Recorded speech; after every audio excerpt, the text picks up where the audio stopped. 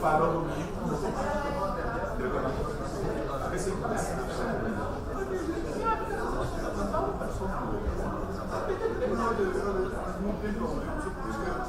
Sobre qualquer tema.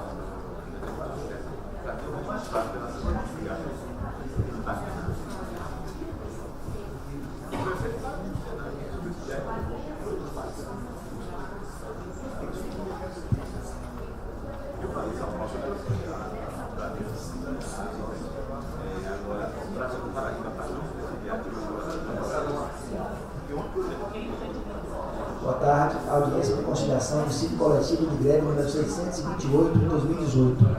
Suscitante, Sindicato das Empresas de Transporte Passageiro de Salvador. Suscitado, Sindicato dos Trabalhadores de Transporte Rodoviário de Salvador. Essa senhora para sentar aqui assim.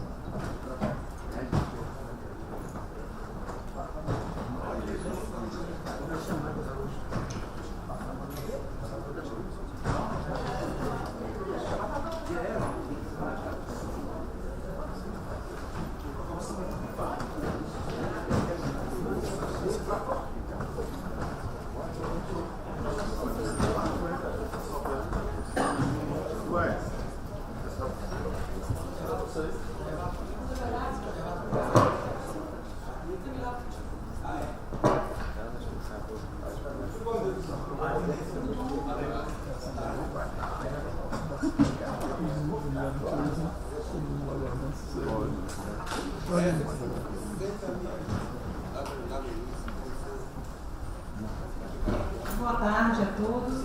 Com as bênçãos de Deus, vamos dar início à audiência para a tentativa de conciliação referente ao ciclo coletivo de greve, número 62896 de 2018. E vamos pedir às partes, citado, que coloquem aqui as propostas que pensam a respeito da possibilidade da negociação para a gente tentar chegar a um consenso e resolver esse impasse. Se Deus quiser, então, no início da tarde.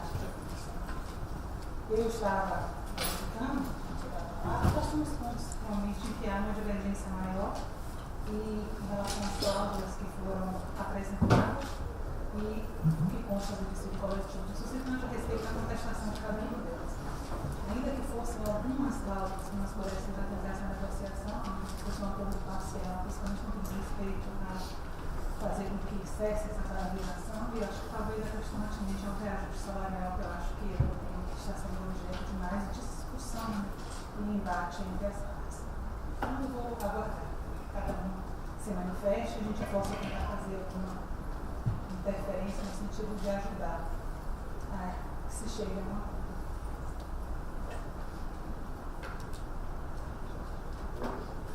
Doutor Gervásio quer falar?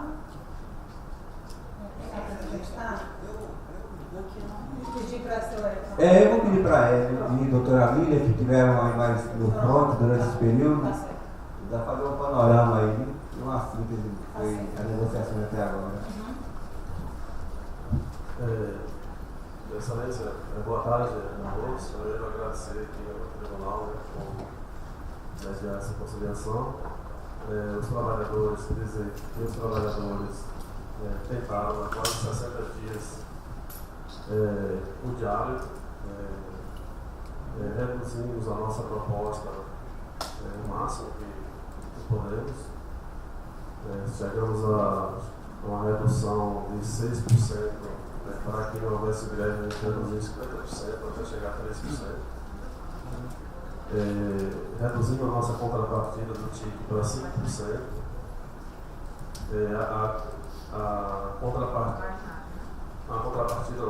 Reduzimos o aumento que a gente pedia no TIC de 10% para 5%.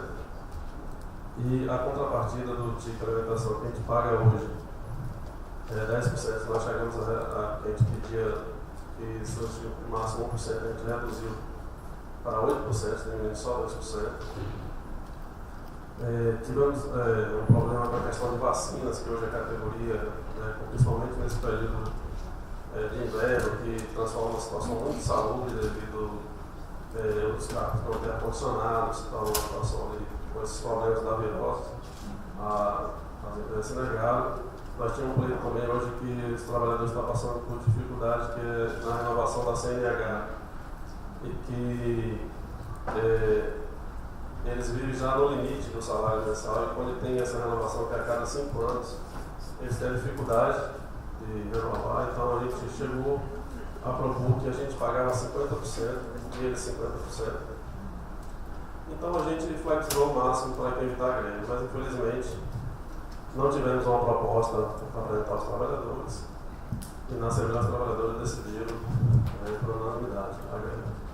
Eu só queria registrar que os outros segmentos de transporte, como intermunicipal, fretamento, turismo, locadoras, eles fecharam um acordo sem greve, que estava negociando com a gente, com 2,70 de aumento no TIC, 2,70 nos salários, e as empresas fazem uma espécie de financiamento da renovação do CNH e eles pagam em 10 vezes.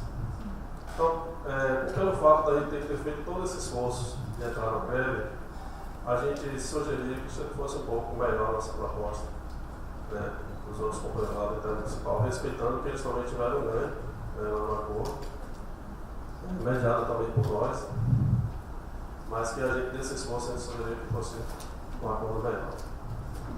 Eu estou aqui com o primeira, segunda, terceira, a primeira sobre a questão do reajuste, a segunda sobre o ticket de alimentação e a terceira sobre a renovação.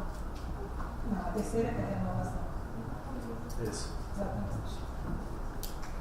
E qual seria a proposta do suscitante em relação a essas questões que foram abordadas aqui?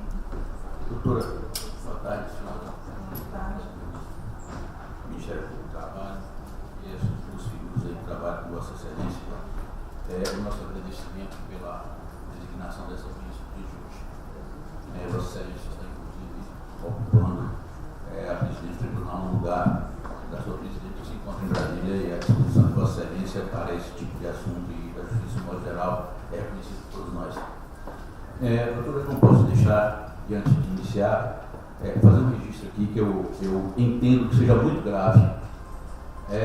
Um dos integrantes dessa comissão, o desembargador Renato Simões, deu uma liminar no sentido de que 50% da frota circulasse nos momentos de pico, aquele horário de maior intensidade de transporte, e 30% no horário normal. Mais uma vez, os rodoviários descumpriram a liminar, desrespeitando não só o desembargador que concedeu a liminar, como desrespeitou essa comissão, essa turma de julgamento de dissídio coletivo, como desrespeitou o Tribunal Regional do Trabalho, como desrespeitou a Justiça do Trabalho. Isso tem acontecido sistematicamente em todos os maios de todos os anos. Me desculpe, mas é uma categoria que não respeita a decisão das liminares concedidas pelo Tribunal. Esse é o registro que eu não posso deixar de fazer, Excelência. A outra coisa, os rodoviários sabem, porque nada foi escondido durante, como o presidente Hélio enfatizou, quase 3 meses de longas negociações. A situação econômica das empresas são realmente uma situação crítica. Excelência, a plataforma, que é um dos grupos, teve um resultado negativo no ano de 2017 de R$ 38.764.000, a CSN de R$ 65.639.000 e a Ótima de R$ 13.567.000, dando R$ 118.270.000 de prejuízo. Há um prejuízo acumulado, Excelência, isso está nos autos, dos anos de 2015 e 2017, de R$ 334.330.000. Esta é a situação nunca vista aqui em Salvador.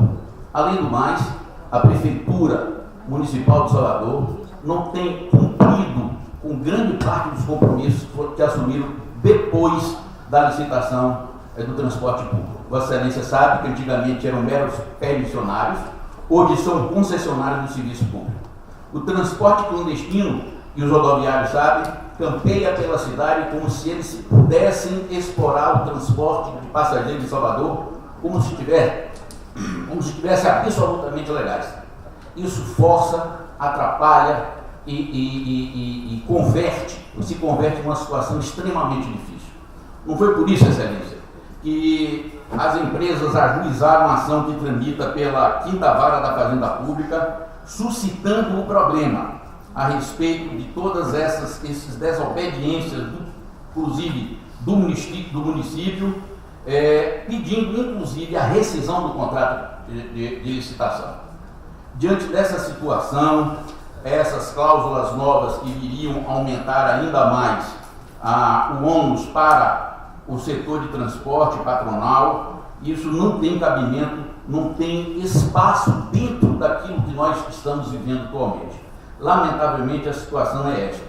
Não adianta trazer como exemplo o problema do fretamento, porque o problema do fretamento é totalmente diferente do transporte por ônibus urbano aqui em Salvador.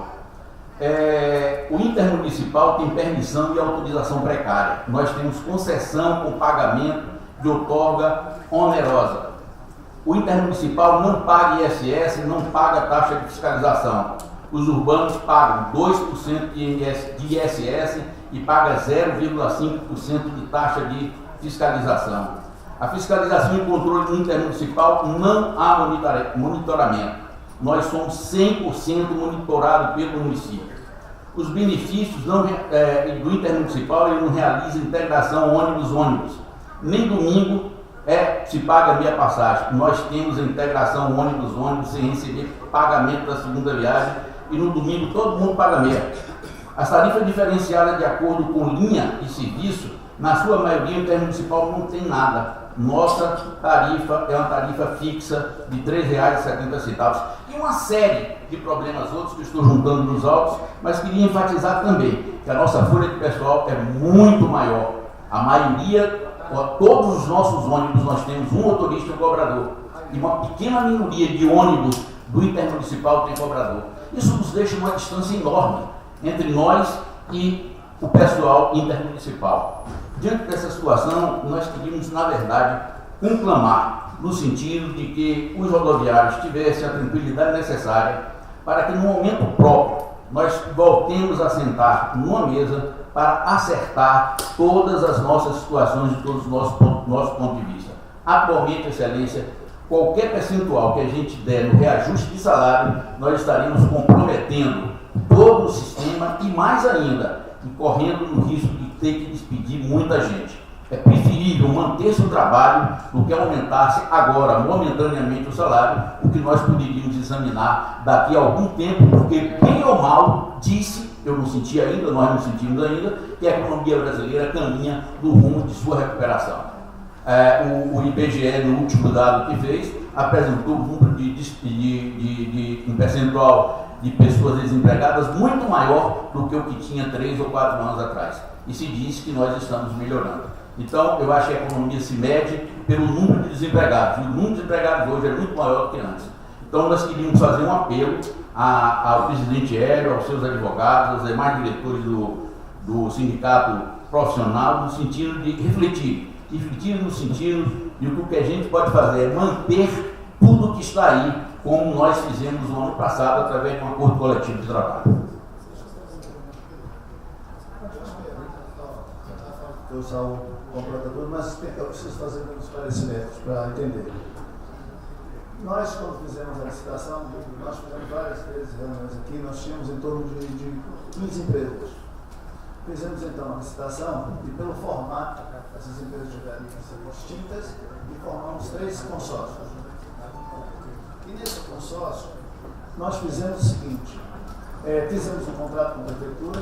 Nesse contrato tinha uma perspectiva, em 2013, para começar em 2014, foi de 28 milhões de passageiros equivalentes. Isso que era pagante, uma parte meia e uma parte inteira, dava 28 milhões de pagantes. Ao longo dos anos, nós percebemos o seguinte: houve uma crise econômica, uma recessão muito grande, e a queda do passageiro foi começando a ser diminuída por Vale Transporte. No ensino, o pessoal do segundo grau, não, mas o pessoal da universidade, todo mundo sabe, a queda do número de estudantes também reduziu essa questão dos estudantes. E hoje, nós estamos com 21 milhões e 800 mil. Isso significa, e é mesmo sentido de operação. No mesmo patamar, entrou o metrô e nós discutimos um preço que 80% do metrô é nosso. Ou seja, o metrô só ganha 20% de passageiro próprio. 80% somos nós. E eles pagam uma parte para eu levar as pessoas até o metrô e ele fica com outra. E a barganha foi uma barganha muito fora do nosso propósito. Aí o que aconteceu? No meio do caminho, houve algumas concessões da qual nós não podemos admitir. Até mesmo nessa ação que nós fizemos, em outra ação, houve uma decisão liminar da própria Justiça, dizendo o seguinte: que os clandestinos de cooperativa fossem mantidos. O que está acontecendo? Saiu os passageiros pagantes, entrou e ficou somente os passageiros não pagantes. Então essa diferença fez com que a gente fosse para a Justiça e dissesse que estava no desequilíbrio econômico. Mostramos desequilíbrio. Chegamos ao ponto de oferecer à Prefeitura, liminarmente, que assumisse. Pronto. Então, em função disso, nós hoje estamos pedindo para a Justiça reequilibrar o sistema. Nós não podemos fazer concessão, porque vai aumentar esse desequilíbrio. E não é correto, não é lógico, não é racional que a gente, com esse prejuízo, com essa ação de desequilíbrio, a gente faça qualquer tipo de oferta. Então, nós temos muitos anos, Saúl tem mais do que eu, inclusive, nós já tivemos 2 dissídios coletivos de greve aqui na cidade. Foi em 2006 e em 2012. De lá para cá, sempre houve acordo. Nós não estamos nem em condições de manter essa pauta que está hoje, a convenção coletiva. O que nós pedimos aos trabalhadores inicialmente foi que resolvesse não ter a greve, e quem sabe em setembro e outubro, mesmo mandando da base no mês de maio, lá nós discutiríamos, inclusive se teria retroativo ou não. Para quê? Para que a gente extensionasse para ver se dá o reequilíbrio. Então, hoje, eu não posso fazer nada. Eu falo, eu integra, eu empresa, não eu pessoalmente. E aí, nós estamos pela primeira vez pedindo ao tribunal que faça um julgamento sem reajuste e sem concessão de salário. É a primeira vez que uma categoria pede, solicita, para que todos tenham essa consciência, que nós não estamos em condições de fornecer qualquer reajuste, porque senão aumenta o desequilíbrio. E aí vai ficar contraditório ao que nós estamos lá. Então nós estamos pedindo ao tribunal que pela primeira vez faça uma análise econômica e não faça nenhuma concessão, e também falamos para os trabalhadores nesses 3 últimos meses. Então, foi essa a comunicação. Antes de passar a palavra, para que o senhor possa voltar a fazer algumas considerações, eu queria apenas tecer alguns destaques a respeito das colocações que foram feitas, tanto pelo doutor Saúl quanto pelo senhor. Na verdade, seu Jorge, em relação à questão do descumprimento preliminar, essa matéria é objeto de decisão do desembargador Renato Simões, que é o prevento para analisar qualquer questão. Nós estamos aqui numa audiência apenas de tentativa de conciliação. Cabe a ele, até porque ele fixou na decisão, vai ser o parâmetro de demonstração desse descumprimento, vai ser as penalidades cabíveis na hipótese de ocorrência desse descumprimento, que foi determinado na liminar. Então, não seria matéria da gente discutir nesse momento. Fora essa questão, o que eu verifico é que existe esse impasse, que tem uma ação que está em curso na Justiça Comum, que não é da competência da Justiça do Trabalho, que envolve interesses do solicitante e que está pendente de auditoria, não se sabe quando se vai chegar a um consenso ou uma decisão definitiva em relação à pendência ao conflito que nela está sendo debatido. E a gente sabe também que o risco da atividade econômica é do empregador, não é do empregado. Então, não se pode transferir esse risco por conta dessa questão que existe hoje, que está pendente de decisão judicial na justiça, que não é a do trabalho e que não tem competência para apreciá-la, se estabelecer qualquer tipo de vínculo nexo entre esse litígio e o que a gente está aqui agora tentando resolver. Então, a gente tem que tentar, dentro de uma lógica do que vem ocorrendo, né, em relação às outras categorias profissionais, quando estão tentando essa conciliação a respeito do reajuste, para que a gente não venha numa proposta de não dar absolutamente nenhum reajuste, porque aí eu não vejo como se conseguir um acordo com essa proposta. E também entende, dentro da razoabilidade do que vem sendo feito em relação a outras categorias, não importa a gente discutir se a categoria tem, entre aspas, mais força ou não da categoria dos rodoviários. Acho que a questão que está agora em jogo deve ser outra, né, dentro das possibilidades, para a gente tentar conciliar. Porque se a proposta for de 0%, eu acredito que a gente não tem nem como prosseguir aqui mais com esse tipo de discussão, que o sindicato tem uma proposta de 3%, que eu acho que a gente precisa ver isso, né, porque essa proposta está distante da proposta e dos acordos que foram feitos em relação a outras categorias. Eu estava aqui observando em relação a 4 categorias, pelo menos, considerando a variação do INPC, né, e considerando que a variação do INPC foi de 1,69%, considerando a data base, de 1º de maio, que seria algo também a se discutir, e observando o Sindicato dos Empregados de Hotéis, a data base 1º de janeiro, com o INPC de 2,06%, foi dado exatamente o reajuste de 2,06%, não houve ganho real, que houve um pouco na construção civil, onde o INPC tinha sido na ordem de 1,73% e se deu um reajuste de 2%. Em relação aos vigilantes, que também o reajuste foi de 2,06%, o INPC tinha dado 1,87%. Os metalúrgicos também 2,55% e o reajuste em 3%, considerando também a diversidade das datas básicas, para que a gente possa considerar esse percentual no INPC. Então, o que é importante a gente considerar aqui? Tudo que diz respeito à greve em si. Principalmente desdobramentos dela decorrentes, descumprimento de decisão, danos porventura causados às entidades patronais, isso aí tudo vai ser objeto de decisão pelo embargador nacional. Não estamos no âmbito de decisão, nós estamos no âmbito de discussão para efeito se tentar um acordo. Então aqui, eu não tenho nesse momento competência para decidir, porque eu não estou julgando. Até porque, se eu decido realmente prosseguir, as cláusulas vão ser estudadas e votadas por um órgão colegiado, que eu integro esse órgão colegiado.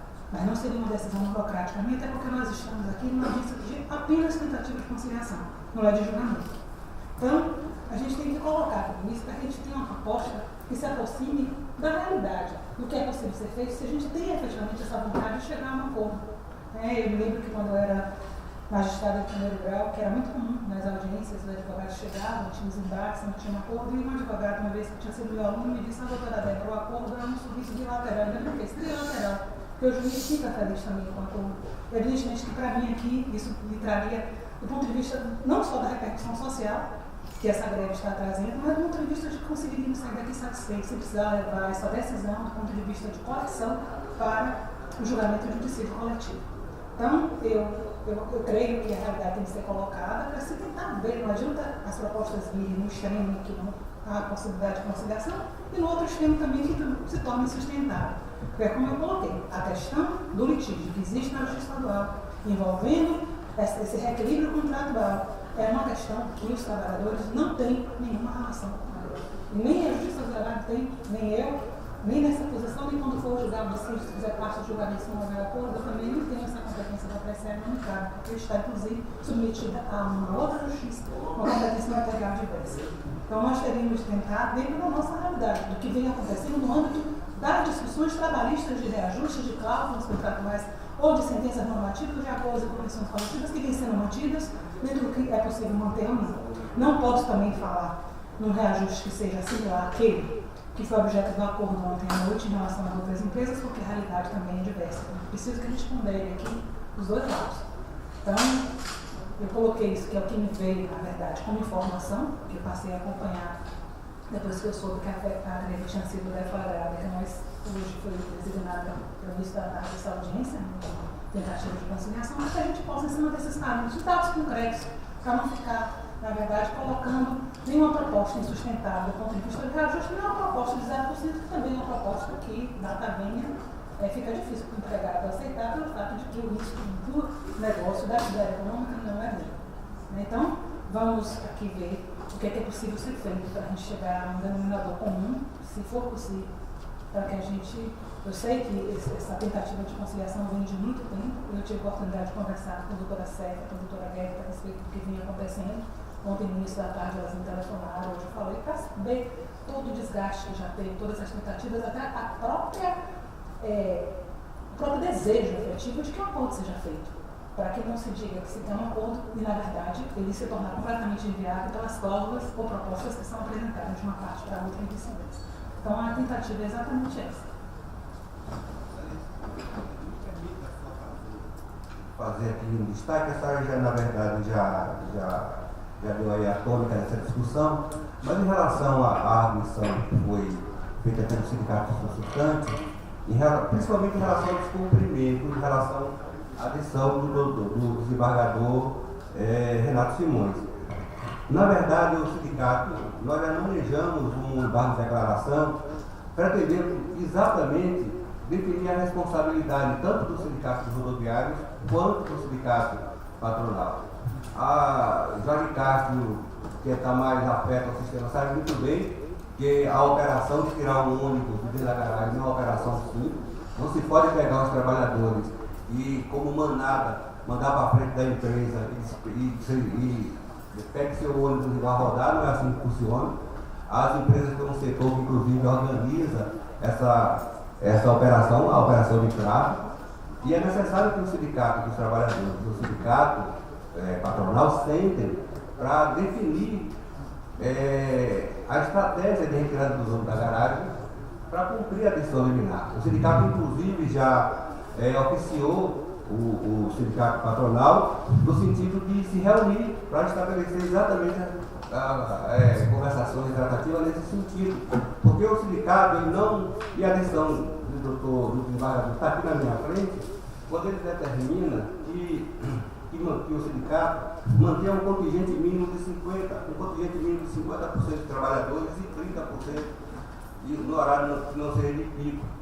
E o sindicato não está se excusando de forma nenhuma em cumprir a decisão, mas tem um impedimento aí, um obstáculo, que é operacional. O sindicato não consegue, sem a ajuda das empresas e sem a intervenção da empresa, fazer uma relação de trabalhadores que possam ser chamados e escalados, porque era quem controla a escala, inclusive, sabe quais são os ônibus que estão abastecidos e os ônibus que não estão, para colocar os trabalhadores que vão ser disponibilizados para fazer, né, o cumprimento da liminar. Só lembrando que a lei de greve, ela estabelece aqui uma relação solidária. Ela não imputa a responsabilidade a esse ou aquele sindicato, a esse ou aquele setor. A lei de greve é clara no sentido de dizer que a responsabilidade pela manutenção do serviço, chamado essencial e inadiável, eles são de competência e atribuição do sindicato, dos trabalhadores e dos empregadores. Então, essa relação de solidariedade, nós estamos inclusive suscitando esse pacto de solidariedade, nós estamos inclusive suscitando nos embargos de declaração para que o desembargador possa dizer, né, de forma clara e objetiva qual é a responsabilidade do sindicato patronal nesse setor. Com relação ao que foi colocado da dificuldade da empresa, evidentemente que a doutora também já pincelou essa situação, não está afeta a justiça do trabalho, mas os trabalhadores, apesar de entenderem a situação, os trabalhadores não criaram, não geraram, não têm governabilidade sobre essa dimensão que vocês estão colocando na mesa. A intenção do sindicato, durante todo o tempo, inclusive, se estabeleceu a rodada de negociação foi no sentido de fazer o acordo e resolver na mesa de negociação a divergência. E como o presidente bem falou aqui, a proposta do sindicato foi, ao longo da negociação coletiva, foi reduzida drasticamente, exatamente para viabilizar esse acordo. Ou seja, não há, por parte do sindicato, do rodoviário, do setor laboral, nenhum tipo de impedimento, né, de avançar nas propostas e de sair daqui com um acordo fechado. Agora, me parece que há, por parte do sindicato patronal, um obstáculo, inclusive, à negociação, e dizer claramente qual é a proposta que pode se aproximar e fechar um acordo. Espera aí. Doutora Débora, eu queria fazer apenas uma colocação. Evidentemente que a matéria que está na justiça comum, não há uma correlação direta, mas todas as consequências de tudo que está se discutindo lá influencia aqui, repercute aqui. O óleo diesel, que aumentou 18 vezes nesse mês e 121 vezes de 2007 para cá, é risco do negócio, mas influencia, tem repercussão nessa discussão. Porque isso não é ônus do empregado, é do empregador, mas influencia. Então, tudo isso nós temos que levar em conta. Isso é um conjunto de problemas que tem que ser examinado em todas as coisas, em toda a sua complexidade. Não é uma coisa solta para outra. Hoje, os embargos de declaração, doutora Débora, tem um peso muito maior do que um recurso extraordinário, ou do que um recurso judicial. É um recurso hoje que todo mundo utiliza, embarga daqui, embarga da lá, embarga dos embargos infringentes, embargo interno. É um recurso extraordinário hoje para poder procrastinar qualquer tipo de feito. Na verdade, eu não vou discutir aqui o problema da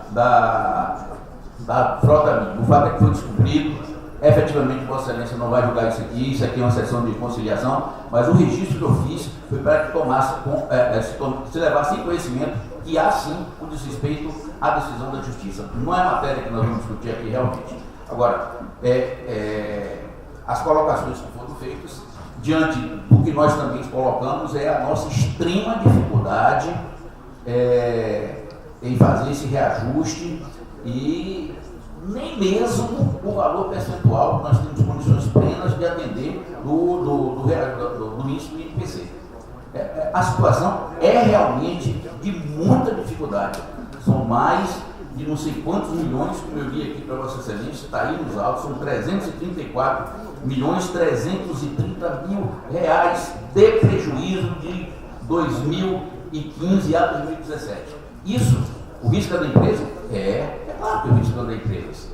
Mas isso influencia na relação de trabalho, porque no meio disso, inserido nisso, está o pagamento do salário, que é talvez o que pese mais, juntamente com os combustíveis, etc., mas é o que pesa mais e tem o maior peso nas despesas que nós temos para colocar os ônibus em funcionamento na cidade de Salvador. Isso é evidente. Só um esclarecimento, acho que a senhora contou uma coisa interessante. Muito bom. E eu concordo, em tese, a ação ali não tem uma relação direta com o trabalho. Mas é que a minha dificuldade econômica de fazer pagamento, independente da ação que eu tenha entrado ou não, eu estou com essa redução do passageiro. Mas a senhora fez algumas pontuações, inclusive das reuniões que nós tivemos ontem. Se for permitido, por exemplo, nós conversarmos, para explicar à senhora o que aconteceu ontem, inclusive na nossa visão enquanto patronato, e passar para a senhora algumas informações nossas a respeito desse processo, nós gostaríamos muito de ter uma. Mas é que nós já estamos numa segunda etapa. Se as tentativas, antes de se trazer a questão para a justiça, elas não lograram isso, a gente está tentando fazer isso aqui agora. Na verdade, o que fizeram foi me colocar há quanto tempo se tentava um acordo, do que estava acontecendo, da impossibilidade dele ter se concretizado, inclusive em relação ao acordo dos outros sindicatos que ocorreu ontem já à noite. Então, é nesse sentido que eu coloco. Então, a gente sabe que a dificuldade dessa negociação é algo que é incontestável. Até pelo fato de que há muito tempo já se tentava negociar e não se chegou a uma coisa. Agora, como eu coloquei, a vontade de negociar, ela tem de efetivamente existir. E, é claro, que a gente sabe que um prejuízo na empresa, do ponto de vista econômico e financeiro, vai gerar efeitos muitas vezes nefastos. Mas se fosse assim, empresas em processo de falência e recuperação judicial talvez não seriam condenadas absolutamente nenhum pagamento de verba trabalhista. E a gente está trabalhando em cima de uma realidade onde esse conflito não pode gerar, para uma parte apenas, um prejuízo. E a mesma coisa eu coloco aqui também para o Sindicato dos Trabalhadores. Pelo fato de que, se não deve recair sobre esses trabalhadores nenhum esse problema de ordem econômica que está existindo entre o sindicato patronal e a prefeitura, e aí ficaria para os trabalhadores a sobrecarga desse litígio, no sentido de arcar com os prejuízos dele advindos. A mesma coisa a gente coloca em relação ao cumprimento preliminar. Os embargos de declaração foram julgados improcedentes, e realmente existe como se concretizar para que também não saia do trabalhador e vá para a população. Porque seria uma transferência injusta da mesma forma. Assim como transferir esse risco da atividade para os trabalhadores gera algo que a gente não consegue aceitar como razoável, também não é razoável que se transfira para a população a paralisação total de um serviço que muitas vezes, para quem não tem realmente condição, pode gerar um prejuízo irreparável. Então, a liminar, eu não estou entrando no mérito da relação, não fui eu que a deferi, mas ela é razoável, principalmente um percentual de 30%, isso faz com que também não fique o prejuízo total nas costas do cidadão, aquele que precisa utilizar o transporte. Assim como também não vejo como se transferir esse risco de uma ação, de um litígio entre a Prefeitura e as empresas de transporte que está em trâmite na Justiça Estadual para os trabalhadores. Eu coloco isso aqui quase que rogando para que isso seja realmente refletido como algo que pode ser ponderado, se a gente não conseguir chegar a um acordo aqui. Certo? Vossa Excelência, eu poderia manifestar, também faço parte da comissão do Sindicato dos Trabalhadores. Veja, nós também tivemos observado que os empresários no mês de janeiro tiveram um ajuste salarial de 2,7% na tarifa. E se as questões estão ruins para os empresários que gozam de uma situação financeira melhor que os trabalhadores, imagine para os trabalhadores que o gás de cozinha, por exemplo, sai de R$40 para R$75. A luz elétrica também tem um aumento muito grande, as condições dos trabalhadores cada dia pior. O outro setor que eles alegam ser diferente não é tão diferente, apesar de não ter cobradores, mas o trajeto dos ônibus intermunicipais são bem maiores do que o trajeto feito pelas empresas urbanas de Salvador. Então, o problema é, como a Vossa Excelência tem colocado, eles querem atribuir o problema do contrato mal feito com a Prefeitura de Salvador na conta dos trabalhadores. E aí, nós não tivemos nenhuma intenção de descumprir liminar, até porque também não houve um esforço por parte das empresas de colocar, ajudar no sentido de mobilizar os trabalhadores. E também os trabalhadores entendem que têm o direito de fazer a greve assegurado na Constituição. Portanto, os trabalhadores decidiram em assembleia aderir à greve, mas nós também temos disposição de fazer esse esforço no sentido de cumprir a lei. Não se trata de esforço nessa situação, porque a greve é um direito constitucional, mas ela é regulamentada por uma lei. Então, a lei 7783, que ela estabelece parâmetros para que a greve não seja considerada abusiva em serviços essenciais, como é o caso do transporte coletivo. Então, não existe nenhuma arbitrariedade, nenhuma ilegalidade na decisão liminar que foi proferida pela Justiça do Trabalho e pelos embargadores de 1950. O direito existe, mas nenhum direito é absoluto. Ele tem uma regulamentação no plano legal. Só esclarecendo. Discutir com lei fica difícil, porque esse tipo de coisa não passa do meu entendimento. Esse problema da aplicação, eu acho que talvez fosse por se Vossa Excelência permitisse, nós pudéssemos conversar com a liderança do sindicato profissional e patronal, mas num número menor de pessoas com Vossa Excelência, para ver se a gente pode chegar a uma conclusão. Porque se cada um ficar conversando aqui, a gente vai bater até 18 horas e não resolve. Eu acho que se a Vossa Excelência entender pertinente, a gente discutiria isso. Doutor Saulo, Excelência, eu queria só que a senhora concedesse a palavra por 2 minutos a doutora Georgina, para ela fazer uma explanação mais da área econômica, que ela está mais afeta a essa área. Porque a gente vai limitar esse tipo de debate que a gente está na audiência, já que já é uma etapa posterior, para que somente os representantes e os advogados escolhidos falem, para que a gente. Até porque, como eu disse, aqui o acordo só vai sair se vocês quiserem. Meu papel é apenas encaminhar para a homologação do colegiado e tentar ver se eu consigo colocar alguns argumentos que talvez possam influenciar para que essa conciliação ela realmente ocorra. Bom, Excelência, na realidade, eu gostaria só de trazer alguns elementos para discussão, exatamente da questão dos balanços das empresas, né? Lembrar que uma vez que esse consórcio ele é recente, a realização do consórcio é recente, é natural que os primeiros balanços eles tragam resultados negativos, né? Uma vez que os investimentos ainda estão sendo maturados. uma vez que os investimentos ainda estão sendo maturados e foram constituídas novas empresas a partir da licitação, é natural que no primeiro momento haja algum tipo de prejuízo. Em relação à queda no número de passageiros equivalentes, obviamente, como foi dito pelo representante das empresas, a gente tem o elemento da crise, mas também nós não podemos esquecer que vários ônibus também foram retirados, né, de circulação, várias linhas foram extintas. Então, é natural que se você tira o número de ônibus que existia em circulação, vai cair também o número de passageiros que utilizavam esse transporte.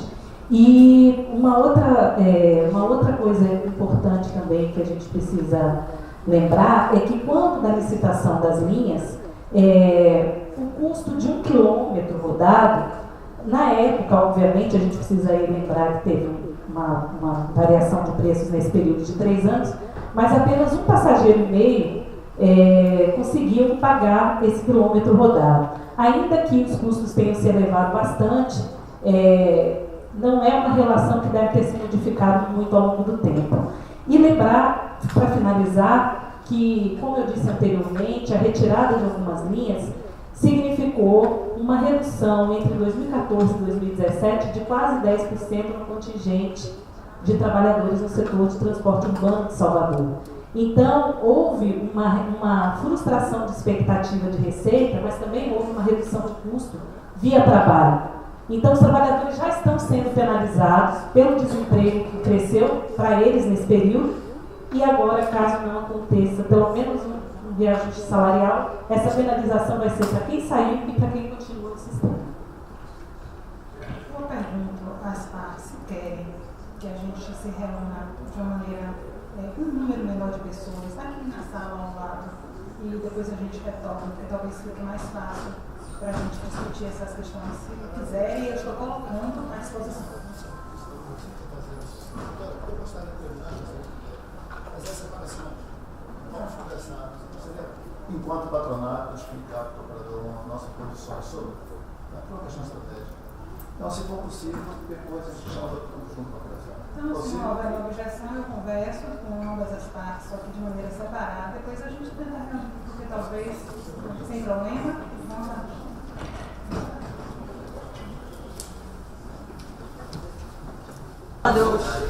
Os trabalhadores fecharam a porta para os trabalhadores não entrar, cada um, né? Eu tenho que correr atrás do documento, se eu vou correr nada.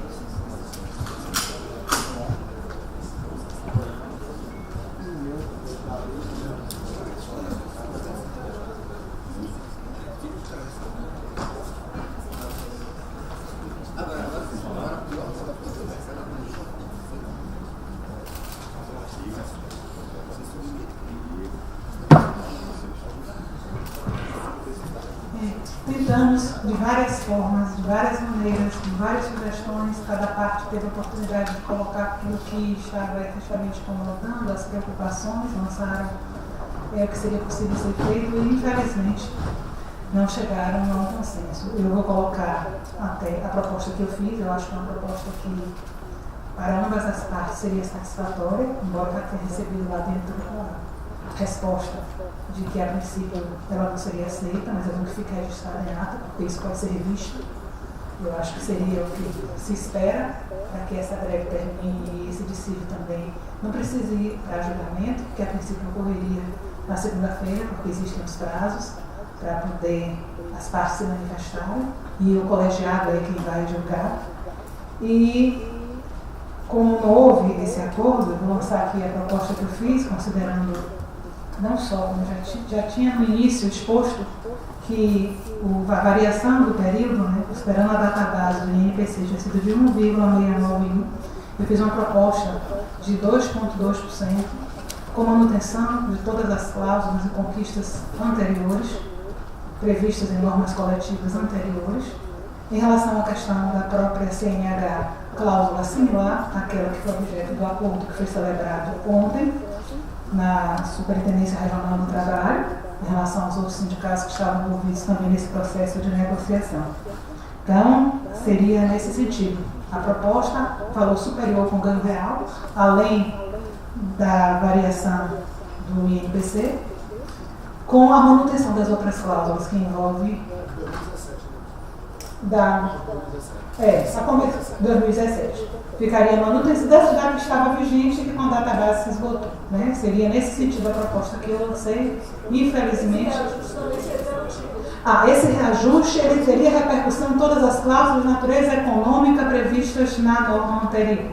Então seria esse de 2.2 com repercussão pecuniária em todas as cláusulas econômicas previstas, inclusive iria automaticamente para o ticket também, a alimentação que é matéria objeto de discussão, a questão da CNH no mesmo patamar do que foi negociado ontem entre os outros sindicatos, e a proposta está lançada, vai ficar registrada em ata, talvez precise de um tempo, eu peço e rogo que seja o mais breve possível para se levar isso, para se resolver, para não se aguardar esse julgamento, porque o julgamento requer prazos processuais de manifestação das partes e o julgamento não é monocrático, é uma decisão colegiada e, evidentemente, como existe um relator que está responsável pela liminar e seu cumprimento, tudo que diz respeito a ela é da competência dele, já que aqui nós temos apenas, repito, uma audiência para a tentativa de conciliação desse conflito, certo? Que, infelizmente, repito mais uma vez, não logrou êxito. Tentei de todas as formas, o esforço foi grande, mas não conseguimos chegar, infelizmente, a um consenso. Lançar em ata essa proposta, vai ficar registrada e esperar para ver se a gente consegue fazer o bom senso prevalecer e a gente chegar a um ajuste sem precisar que haja uma decisão judicial estabelecendo cláusulas com exercício de poder normativo do seu trabalho, que tem limites para efeito de manifestação.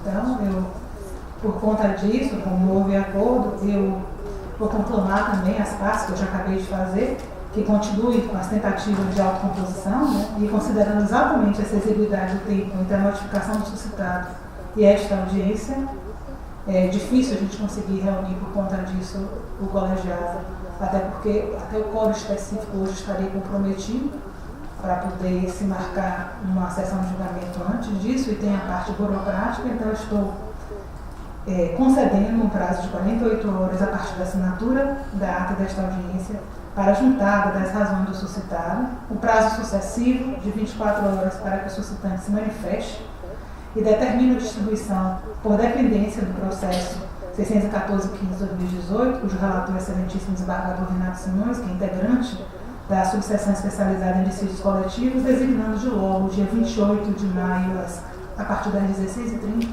porque nós temos sessão de julgamento aqui às 14h e às 14h30 do pleno e do órgão especial. 16h30, posta aqui. 16 a do órgão especial e 14 horas a do pleno, do tribunal pleno, para julgamento do feito nesta mesma sala de sessões, né, juiz e instrução pública, de que ficam cientes as partes e ilustres representantes do Ministério Público. Em relação à questão da liminar, como eu já coloquei, ela está em pleno vigor, ela foi cassada, nem modificada, nem revogada, e cabe às partes dar o efetivo cumprimento que já foi determinado, porque se trata de uma decisão judicial, e tudo que diz respeito ao descumprimento ou penalidade a ela relacionada escapa a minha competência neste momento, porque o processo está vinculado a um desembargador específico para o qual foi ele sorteado, que é o desembargador Renato Simões. Então, nada mais havendo para tratar, eu declaro encerrada a audiência e agradeço a presença de todos.